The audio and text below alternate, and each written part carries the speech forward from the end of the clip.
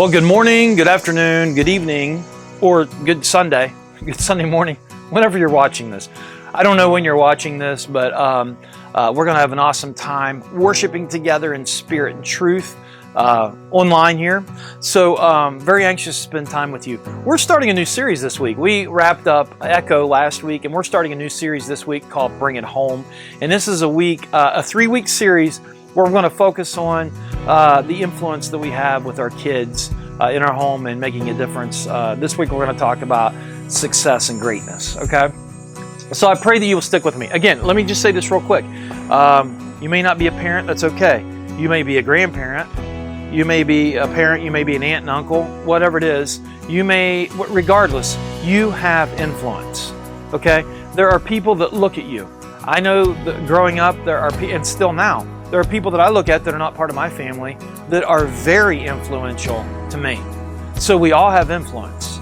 So please, this isn't just for parents, although it's going to be a little bit more specified as far as leaning into our kids for these next 3 weeks. We're getting ready to start back school, so it's very appropriate for us to be kind of thinking in this gear, all right? So anyhow, it's great to be with you. I trust that we will have an awesome time worshiping God together, exalting His Son, Jesus. So before we do that, let's take a minute and have a word of prayer, and then we will jump into a song and then the teaching of His Word. Won't you bow your heads and your hearts with me and let's pray. Father, thank you for this day. Thank you that we can come and worship you, regardless whether it's online or in person. We're still coming together in spirit and truth. So I pray that you would just minister to us through the power of your Holy Spirit. I thank you for this opportunity. I thank you for those that are watching. And I just pray a special blessing upon them. And I pray all this in the most powerful name of Jesus Christ, our Lord and Savior. Amen.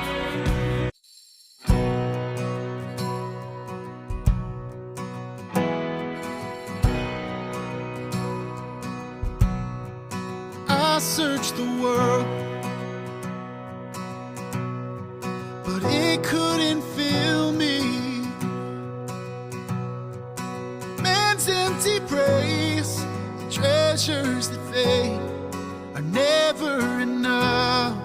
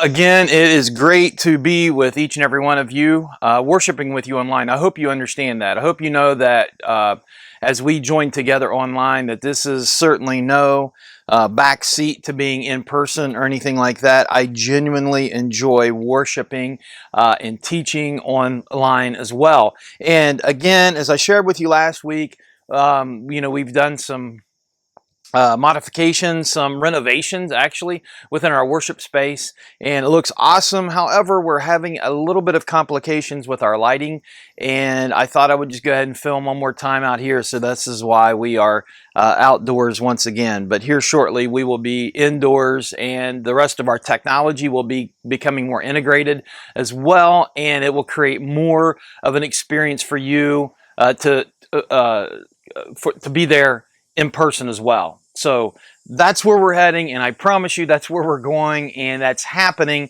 It's just like everything else, you start into these projects and it takes more time than what you thought, especially to do it right. And so we want to make sure that it is a product that has quality to it. So again, I thank you in advance for your patience as we film a few more times with me being outside. But regardless of that, God's bigger than that, right? In fact, I enjoy being outside even much more as I don't know, I'm an outdoor guy. I love outdoor. I think Michigan hates summers because we're getting ready to go into winter here, and I'm starting to get discouraged and everything. But that's a whole other story, right? Another time, another message, right? But nevertheless, we're here to worship God together, and I'm excited to be with you. So I hope you know that, and I hope we can just join together here. We're starting a new series called Bring It Home. And in this series, we're going to be focusing on the culture in which we're raising our kids. And this is just going to be a 3-week series. Now, with that being said, you may not be a parent, you may not have kids yet, you may be a student, you may not be planning to have kids, or whatever the case may be. But I don't want you to check out, because we all can lean into this. We all can lean into this and extract things from it, okay? This is really about influence, okay? And I want you to keep that in perspective. If you don't have kids, or if your kids are grown, if you're an empty nester, if you're a grandparent, whatever, you're still an influence, okay? And also, the principles that we're talking about through this series, this simple 3-week series, especially as we're going back to school, students are going back to college, you're going back to school, either high school, middle school, or grade school, whatever it may be. It's very appropriate and fitting. So with that being said, this has relevance for all of us. So I pray that you will just continue to be a part of this series as we talk about bringing it home. I'm sorry, I had a mental break down there for a second. Bringing it home. So with that being said, let me start with a question. You guys know my story. You know that my wife Les and I could not have kids for the longest time. Again, I joke and I say I think it was God's way of protecting mankind, that I would not reproduce myself. So anyhow, we were married for a long time. We were in our 40s, and it came to the point, if we were going to have kids, we were going to have to think of another plan here, because it wasn't happening. We would go to the doctor and all that stuff, and everything would check out fine. And it was kind of that thing of, everything looks good, we don't understand why. Which to me, in a sense, it was kind of bittersweet, because to me, it actually for me, kind of solidified this concept that God is in control. Regardless of what we try to do, God is still in control, okay? Regardless. So anyhow, we started to pursue other avenues, and as many of you know, we adopted, to make a long story short, we adopted 3 kids, and once the kids got placed, one of them got placed in April, the other one got placed in, the other 2 got placed in June, and then in August we found out we were pregnant. Odd. Odd. Okay, I think it's God's sense of humor. But I tell you that story to say this. As I continue to grow, let me back up. When we were at that initial stages, I remember many people in the church would come to me and say, enjoy your kids, enjoy the moment, don't rush it, slow down, right? And I think us being a little bit older, we've been able to capture that a little bit more, but not much, because life just goes at a blazing speed, and that's my point. Here we are. When they first came, the oldest was 6. Now the oldest is 17. Crazy. And so now we have kids 17, 16, 14, and 10. And again, it makes me stop and think, where is time going by? I look at your kids, some of your guys' kids that have graduated or just graduated or heading to college, or they're getting ready to graduate college. And I'm thinking, man, I remember them when they were like 4 and 5 years old in the church. And now they're this age. And it just makes you realize how brief life is. So with that being said, I think there's times, at least for me, when I'm going through a certain season or whatever, it makes me stop and think. And this is one of those times, when school's starting back up and all this, it's on my mind. You see your kids going into the next grade. You see how fast things are going. So it makes you, at least for me, it makes me stop at times and think much deeper. So the question is, do I want to be and dads, I'm going to ask you this question. This is for all of us dads, all of us men, whatever. It doesn't matter if you're a dad or not, but let me just ask you this question. Do you want to be remembered as being successful, or do you want to be remembered as being great?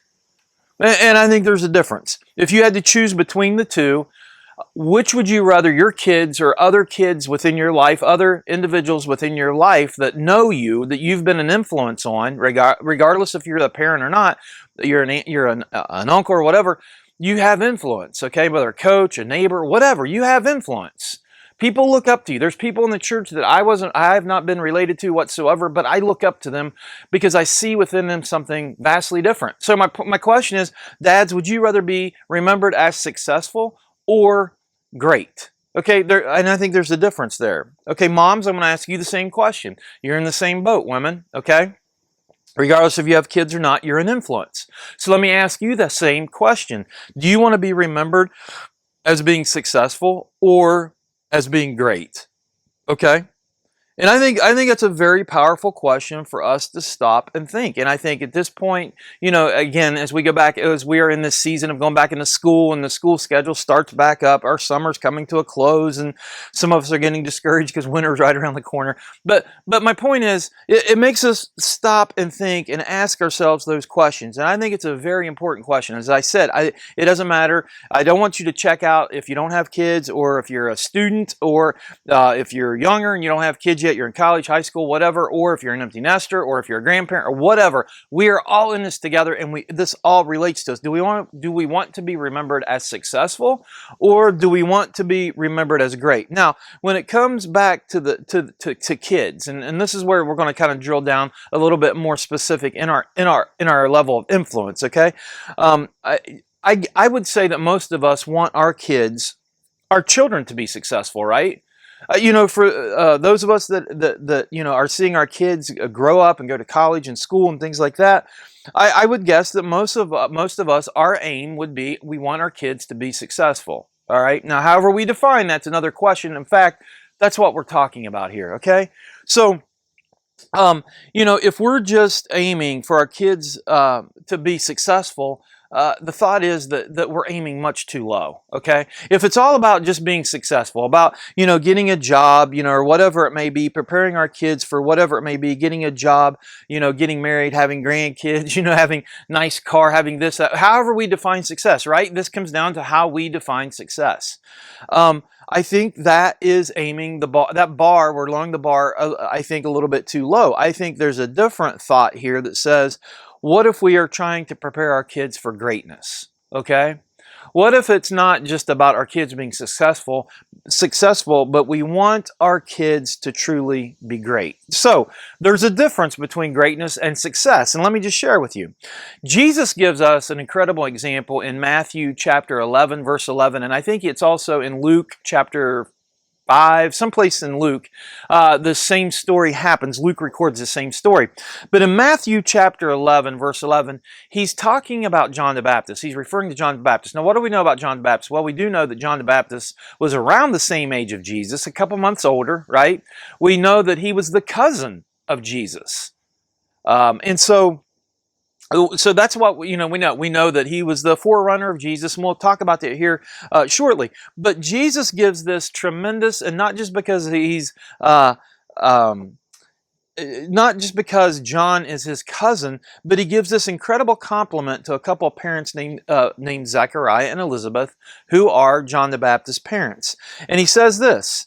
He looks to these individuals, or looks to the people that he's talking to, and he says this: "Truly I tell you, among those born of woman, there has not risen anyone greater than John the Baptist." Let me read that to you one more time. He says this: "I tell you, truly I tell you, among all of those people born of women, there has not risen anyone greater than John the Baptist." That's an incredible statement. But the question becomes, why did he say that? Now, let's just back up here a second. Now, he says, now, those born of women, okay? It basically means everybody, right? Everybody born of women. I don't know anybody, unless we saw a Jerry Springer show or an Oprah show or something at some point where a man was pregnant. But other than that, I would say it's safe to say that everybody born here on earth was born through a woman, right? More or less, okay? I know that line is very complicated and gray nowadays, but just track with me, all right? But he's saying basically everyone born of a woman, there's no one greater. He's saying that John the Baptist was greater than all that had come before him. Who are the people that had come before him that he might have been referring to? Abraham, right? We got Abraham, we got Moses. Those were two pretty big guys, right? And not just big in stature, but big in the Bible. They were great individuals. King David, he was a major player in the Bible, right? His son Solomon, Elijah, all of them, all the prophets who laid their lives down, everyone who were born before John the Baptist. Jesus is saying there hasn't been anybody at this point, there hasn't been anybody born of woman that is greater than John the Baptist. What a powerful statement. What a powerful statement. Now let me ask you this question. Parents, what if Jesus said that about your kid? Grandparents, what if he said that about your grandchild? Aunt, uncle, what if he said that about your niece or your nephew? What if he would have said that? What if he would have looked at your kids? What if he would have looked at your family? What if he would have looked at your acquaintances and said, I tell you the truth, out of all of these kids that I've met, there is not anyone greater than, and then put your child's name or whoever's child's name in that blank, right? What if he would have said that to you? Would that have been greater than anything for you?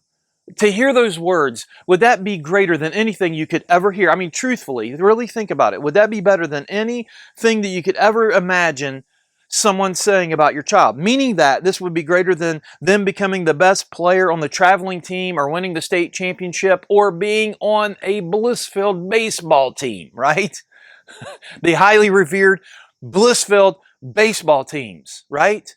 What if Jesus would have said, you know what, that doesn't matter. But what matters, Jesus says, out of everyone I've met, there's not anyone greater than your child. Would that have made a difference? What if your child scores 36 on the ACT and charts off on the, SATs and all these other things? Would that be as great as what Jesus is saying about your child, saying they're greater than all these, right? That might be even better than them making the prom quarter, becoming the most popular kid in the school, or whatever it may be. I'm just saying those are the things at times we use to measure success for our kids. And I'm saying, would it be greater? Would it be much greater if you would hear Jesus say, out of all the kids I've ever met, your kid, there's not anyone greater than your kid. You see, that's what Jesus said to Zechariah and Elizabeth. That's what he said about John the Baptist. That was their child, John the Baptist, okay? Jesus said that to Zechariah and Elizabeth. And let's get real clear on why. Who was this John the Baptist, right? Let's be honest, the guy was strange. The dude was off the charts. If he was here today, we would look at him, he would be an outlier, okay? He's over here doing what you kind of look at him and you're like, this guy is a little odd, right? He didn't have a real job, okay? He didn't have a real job. He lived out in the desert and he wore clothes that were made from camel hair. And if that's not enough, he ate, locusts and wild honey? Or wild locusts and honey? I forget how it says that. But he ate locusts and honey, okay? That's what he ate. He dressed like a Sasquatch. People would probably confuse him for a Yeti nowadays, okay? They would think he's a Bigfoot or something. I don't know. He was odd though. I mean, this was odd. This was odd even then, okay? So let's not glamorize this. This was odd even then. He didn't have a real job. He wore really odd clothes, and he ate weird food, and he lived out by himself. In no way did he look like the son that you would want to take to a corporate party or wherever and just show off, right? He just wasn't, he didn't look like that. And here's the other thing. On top of all of that, he dies in his 30s, just like Jesus. He died in his early 30s. He also died by getting his head cut off, all right, for speaking the truth about God's kingdom into the life of King Herod, and his wife wanted his head on a platter, okay? That's John the Baptist, okay? That's John the Baptist. And Jesus says there was no one greater than him. Not Abraham, not Moses, not King David, Solomon, all the prophets. All of them looked towards Jesus but didn't see Jesus. But John the Baptist was the last of that line, the forerunners, let's say. And he actually got to see the Messiah, okay? So what was so great about him? What was so great about him is that he always pointed to Jesus. That was his mission in life. That was his purpose in life. Every time. In fact, if you would see paintings from, like, say, the Renaissance era, I went back and just do this. Google Renaissance. Now, be careful, because when you Renaissance, John the Baptist paintings, okay, and you're going to see a lot of different paintings, but in many of these paintings, what you see is a guy, and he's always pointing. He's always pointing.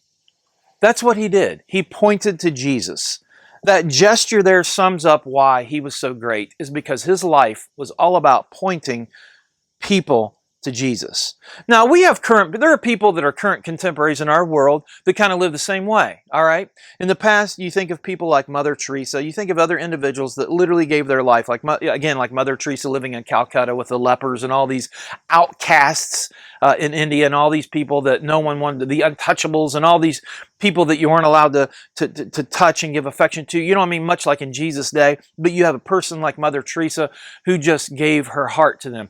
We know all kinds of, there's different people that we know like that. There's contemporary people within our lives. There's one individual that a few years ago, he was a big author, Shane Claiborne. Okay, he was a big author. He's still kind of in the circuit, but within Shane's life, he made about $9,000 1 year. That was his income. He lives, and I think he still lives in the poorest area of Philadelphia. Which is like the poorest county in the severely impoverished, and I think it's the poorest neighborhood in the country, right? Located in Philadelphia. He would make his own clothes, and I don't know if he still does this or not, but he would make his own clothes. He served with Mother Teresa. He went to Calcutta back in the day and served with Mother Teresa. He spent time in Baghdad during the war working for reconciliation and human rights. He's written some books. I've got a couple of his books, but he's written some books on justice and caring for the poor. He's lectured at Prince, at Duke, at Harvard, places like that. And you're saying, okay, that sounds a little bit better than John the Baptist, right? That sounds a little bit more current, common, a little bit, I can say, but I'm not so sure, truth be known, I'm not so sure I want my kid to follow that career path. Okay?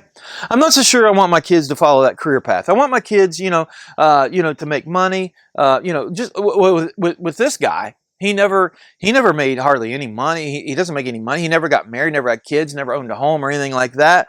Would you be okay if that was the career path that your child took?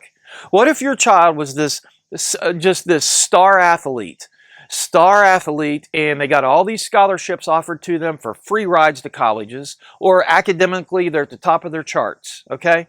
They're at the top of their class, they're at the top of the charts academically, and so in high school they're getting offered all these scholarships to these big schools, full rides, okay? Absolutely full academic ride for an education. Would you be okay for your child to say, you know what? I don't want any of that. I'm going to take a year off. I remember back in my day, people would go to Europe and hike around to find themselves. I think nowadays they call it the gap, right? They take a little bit of time off to figure things out, right? But really, It's like some parents look at that and you think, oh no, not my kid. Please, not my kid. You're set for what? You're set for success. Take advantage of this. That stuff will come later. Is that it though? Is that it? Is that our response? What is our response towards that? What is our response? Is that greater? Is that what we're influencing our child to be and to do and to go after?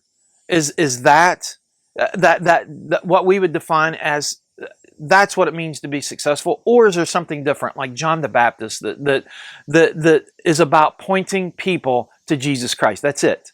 It's about pointing people to Jesus Christ. And we juxtapose those against each other or contrast those two against each other. And it's a struggle. I think some of us, as Christians, we say, oh, no, I want to be like John the Baptist. But secretly, deep down in, we're like, I'm glad they didn't choose that path.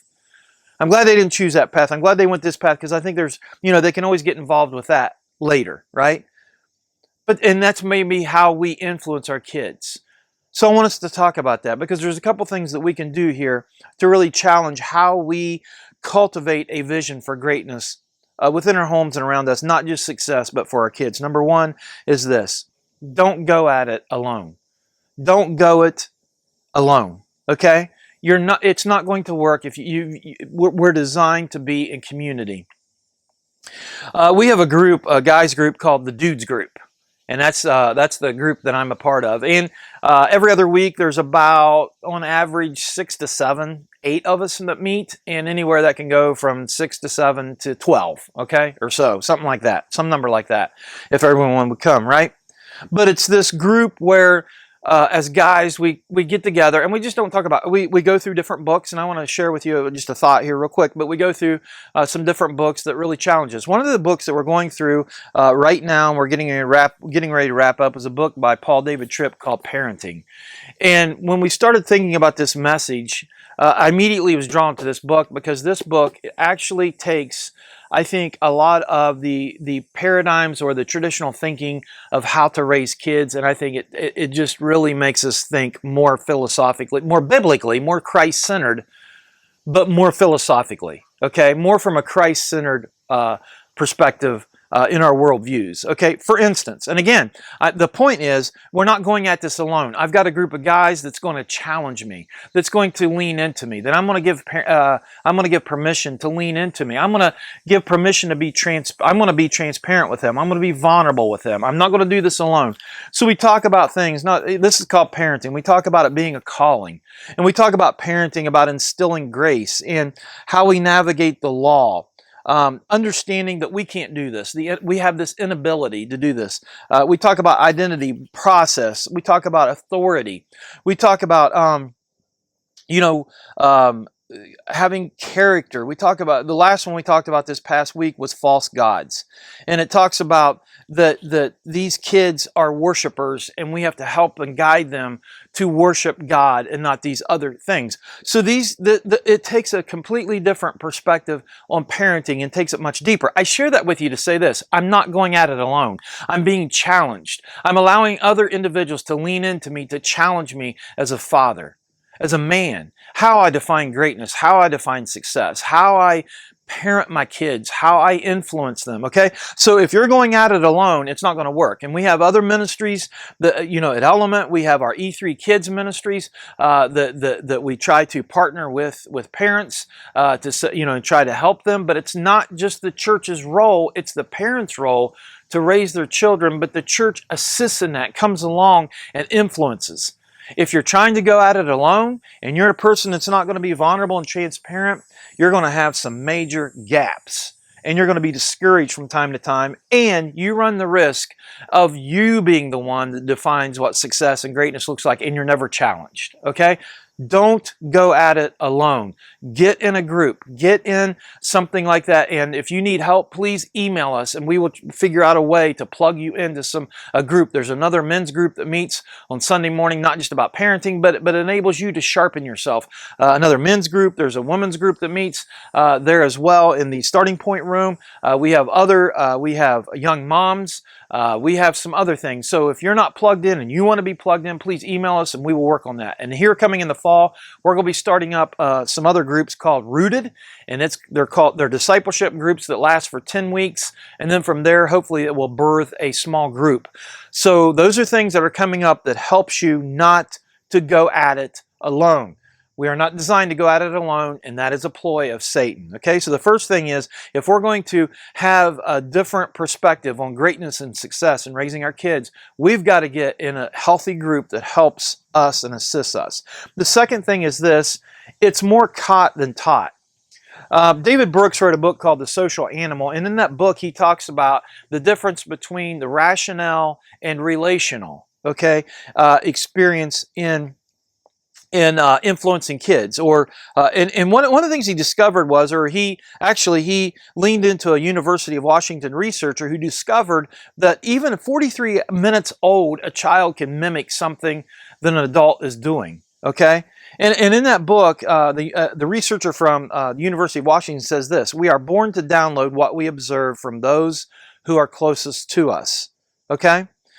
We see this, there's another example of a family who spent some time with the Navajo Indians. And the Navajo Indians are expert weavers, right? And the way they teach their kids is simply modeling it. The kids are there. They're playing around them as they weave constantly. And they're watching. They're constantly watching. And then at some point they begin to pick it up. And they begin, because they've seen what their mothers are doing, even though they would play around them, but they would come and help out a little bit. And then before you know it, the next generation is taking upon this task, or this way of life. Okay, so it's more caught than taught. That's why it's important to have a vision for our kids that is in conjunction with our vision, that we know what's going. Meaning that if we say something, if we say this is our vision, it has to be lived out within our lives. It's not simply good enough to have an aspirational vision where we say, well, this is what we aspire to be, but we never really live that out, because our kids are going to see what is truly important to us. That's what we live out. So if we say we have this vision, but we're living out this, it's not going to work. That's why it's critical that we model in what we say. Because what we say, it's not aspirational, but what we need, because they're going to see what is actual within our lives. And so they're going to see how we truly believe in what success and greatness really is, the goal for our lives, okay? So where do we start with that, though? Where do we start? Like with an element, where do we start? Well, if you've noticed, we have a 3 in our name, and we've talked about this before. That 3 stands for something. There's 3 E's in element. Encounter, express, engage. The first one is an encounter. Every week we celebrate what God's doing in our lives. We come together, we lift Him up, we exalt Jesus through corporate worship. Okay, and we call that our encounter service, and that's where we celebrate with God, to God, exalt God, glorify God with each other.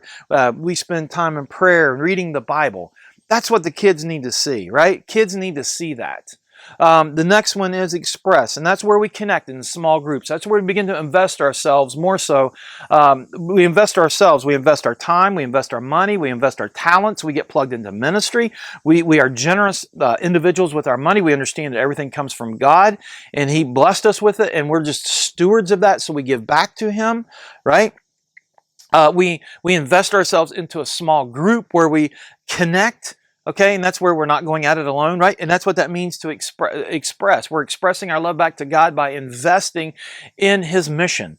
And then the last thing is engage. And engage means that we go out into our world, right? We go out into our world and we share the gospel. It's our missions, okay? It's where we go out away from the walls of the church, in our communities, in our counties, in our states, in our nation, and in our world. So it keeps expanding out. We engage the world with that. Those are the 3 E's. And so that's what we're asking. That's how we say that we measure, or that's how we measure what we're trying to accomplish here at Element.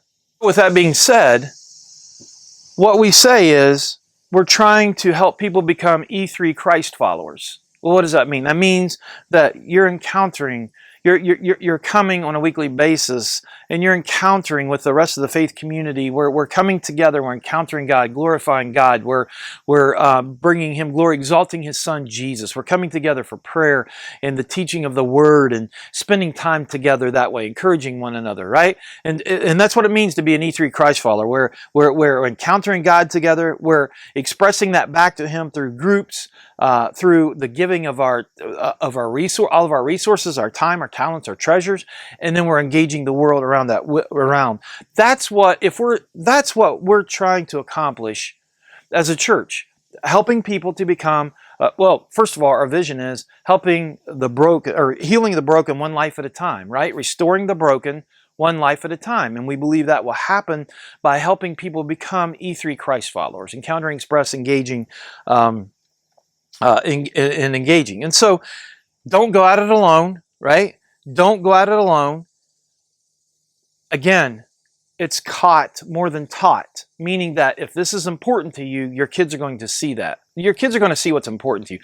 Our kids are going to see exactly what's important to us because that's what we live out. We can give things lip service, but if it's not really us, if we're really not an E3 Christ follower, if we're not about restoring the broken one life at a time, it's just words. It's just words, all right? And then the last thing is this. Do something radical. Do something radical. Bring it home. Do something radical. Cultivate, if we're going to cultivate a vision for greatness and not just success for our kids, we've got to do something radical. Here's an interesting article that was, there was an interesting article titled, "More Teens Becoming Fake Christians." That's what the title is. The title is "More Teens Becoming Fake Christians." And it's from a book from a professor at Princeton. And the book's titled Almost Christian. And in that research, or that book, they interviewed 3,300 American Christian teens, okay? That's what they interviewed, 3,300 American Christian teenagers. And what they found out was 3 out of 4 claimed to be Christian, but fewer than half practiced their faith. So 3 out of 4 claimed to be Christians, but fewer than half of them actually lived out their faith, practiced their faith. Only half say that it was that important. And most can't even talk. What they found out was most can't even talk coherently about what they truly believe, their beliefs and all of that. The research concluded that parents are the most important influence on their child's faith. Okay? Their parents are the most important influence on their child's faith, and the blame for the teens' fake Christianity falls squarely on the shoulders of who? The parents, right?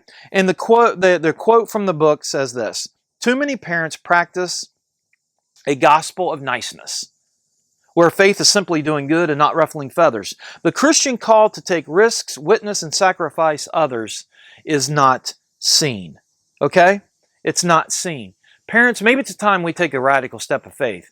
Maybe it's time we step out and start truly living out what we say we believe, okay? And some of you are. I get that. Some of you are. Some of us, though, it's more lip service than actuality, right? And maybe now is the time to make that radical act. Maybe it could be being generous. It could be saying, you know what? I've been so tight with my resources, whether it be time, whether it be money, whether it be whatever it is, okay? My skill set, whatever it is. Maybe this is the time we say, you know what? This isn't about me. It's about God. And we make this radical move to become much more generous. And our kids are going to see that. Our kids are going to see what we are most passionate about. Maybe it's time to make a radical move, literally sell everything, right? And go somewhere that God's calling us. I don't know. I don't know what that radical move may be for you. I know that I've got to spend time with God, what that radical move looks like for me, so that my kids can truly understand what that I'm living out my faith, okay? So maybe it's time to make a radical move. So as we close here today, we're talking about the difference between, influencing our kids, the difference between success and greatness. Are you happy with your kids just being successful, or do you truly want your kids to be great? And great means their lives are lived out to point others to Jesus. That's what that means. That's what that means. We're using the life of John the Baptist here. And it literally means that our lives are being lived out to point others to Jesus Christ. That is what it means to how we define greatness here, okay? Let me close with one last little illustration, and I think it's just a powerful illustration. And it's a story of it's not, I'm kind of sharing this story from another individual because I think it's just a powerful story, and I think it's just very, very, very fitting for what we're talking about here. There's a story of and this is a true story, but this couple had a child, and she was a senior in high school, and she announced that she wasn't going to go to college. Again, back to this, she had great grades. This, again, true story. Had great grades, very high academically, getting scholarship offers and all these other things. But she announced she wasn't going to go to college like everybody else. Instead, she wanted to take a year off. She wanted to take a year off, and she wanted to move to Haiti. Okay? Now, parents, this is some of us would be taking a deep breath here, right? But the person went on to tell the story that the family did care about the poor in Haiti, but they cared more about their child. They just wanted their child to go to college, right? But again, it's where our faith is getting put to the test. So their daughter goes off to Haiti, and moving away from the kids that we could say were being quote unquote successful. All right. But this person went to Haiti anyways. So one day the parents get an email. Listen to this. One day the parents get an email and telling them that their daughter, had just delivered a baby in a remote area where there weren't any medical doctors. Well, the story goes like, nothing like this had ever happened to this girl before, obviously, right? Nothing like this had ever happened before. But while she was helping out, now get this, while she was helping out, a witch doctor showed up and started doing voodoo incantations over the mother and the baby. And, the father, as he's reading this email, thinking, oh my gosh, what are you doing in a place where there is actually a witch doctor that's doing these voodoo incantations in this situation? What are you doing in a place where they're practicing voodoo? So the father became very concerned, even more so, right, for the safety of his child. But the email went on, and she wrote that since she didn't know what to do about the witch doctor doing this, the witch doctor is doing this voodoo incantations, this voodoo doctors chanting curses over this newborn baby, their daughter, at the top of her lungs, started singing, "Our God is an awesome God." And at the top of it, she's telling her parents this through an email. As she's delivering this baby, this voodoo doctor is chanting these curses over this child. And she doesn't know what to do. She begins to sing at the top of her lungs, "Our God is an awesome God. He reigns from heaven above with mercy, power, and love. Our God is an awesome God." You know what happened next? The witch doctor totally freaked out and ran away in fear. Isn't that incredible? She wrote, and this is what she said, and this is a quote. She wrote in her email, "That night I knew that baby was going to be born with the blessing of God and not the curse of Satan." And this father went on to write back to say, way to go. Way to use your life to make a difference for Jesus. This daughter going to Haiti was certainly not in the game plan of the parents. It was certainly not in the game plan. It was certainly not the way the parents would define success, right? But as this family got this email and they begin to read this and they begin to hear it and they begin to see it, really see it, not, you know what I'm saying, really see into it, they became more willing to trade their idea for success, or their idea of success, for the greatness of their daughter, which their daughter exhibited that night in that remote village of Haiti. Maybe you need to take a radical step. Do you want greatness for your kids? Do you want greatness for your children? Do you want greatness for your grandchildren? Do you want greatness for the kids that you're influencing, that may not even be your kids, but you're an influence? You're an influence for Jesus Christ. You're pointing people to Jesus. Do you want greatness for all those kids that we just talked about? Then if you do, remember, number one, don't go at it alone. You can't go at it alone. We're on this journey together. We're in community. Number two, it's more caught than taught. If you're not living it out, your kids aren't going to live it out. It's not going to happen. And then lastly, and finally, do something radical. Do something radical. Maybe it's time for you to step out of your comfort zone. Maybe it's time for you to eradicate and differentiate or delineate the difference between success and greatness within your life. You're not too old, you're not too young. We're all in this together. If you're breathing, this message is for you. I pray that you would just lean into this. I pray that you would just continue with us in these next couple of weeks as we continue this 3-week series called Bring It Home, influencing our home and influencing our kids with Jesus Christ. So I pray that you would just stick with us. It's great to be with you. It was great to spend time worshiping with you. I pray that you will be back with us next week or in person, either online in person, and we will continue to exalt Jesus and glorify God together. Hope you have a great week.